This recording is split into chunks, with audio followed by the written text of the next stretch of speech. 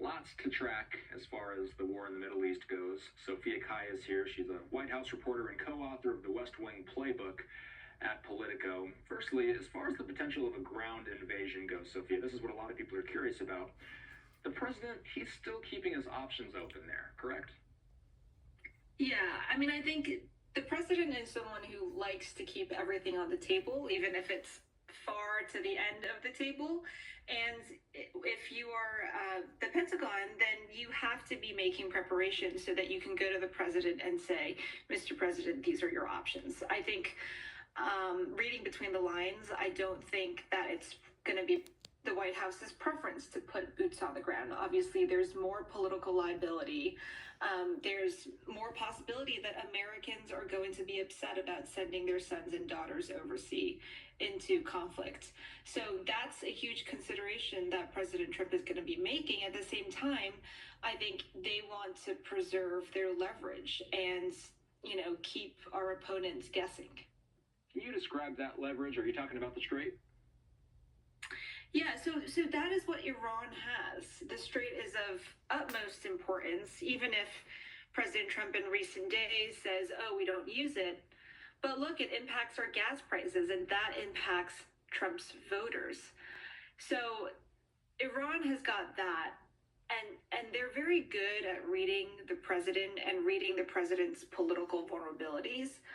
And the president has the U.S. military, and I think one reason why you see him saying, look, I'm not going to do a ceasefire, we're going to continue to bomb them, is because he wants to preserve U.S. leverage. President Trump said Friday that he would talk with Iranian leaders, but is not interested in a ceasefire, Sophia. Why does he say he's not interested in a ceasefire?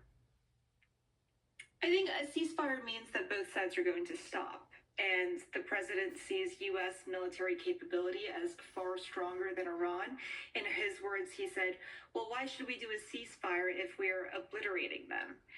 In some cases, from a military perspective, that is correct. But he's also got to consider the Strait. And because Iran has got that chokehold with the Strait, President Trump is really trying to exert a lot of pressure on our NATO allies to help him reopen the Strait and police it. Yeah, let's talk about NATO. Trump has expressed frustration that U.S. allies are not helping secure the Strait of Hormuz. What is he saying about our NATO allies specifically?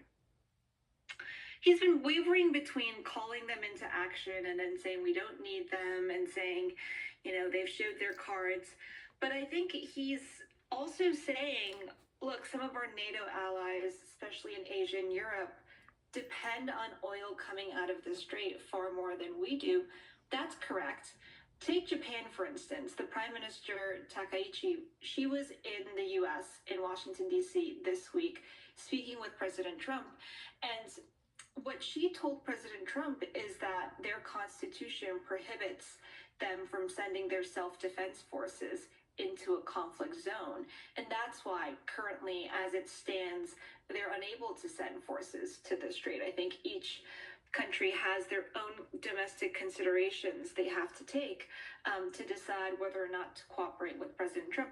And even the joint statement that Japan signed with some of our NATO allies, I spoke with someone from the Japanese Foreign Minister's office, and they said, look, it's true, there is no plan, there's no specific product that is being promised in that statement. It is sort of a show of unity and a sign that, in theory, we are supportive of President Trump's plans to reopen the Strait. One more thing I want to ask you about. Joe Kent made headlines this week. He's the top counterterrorism official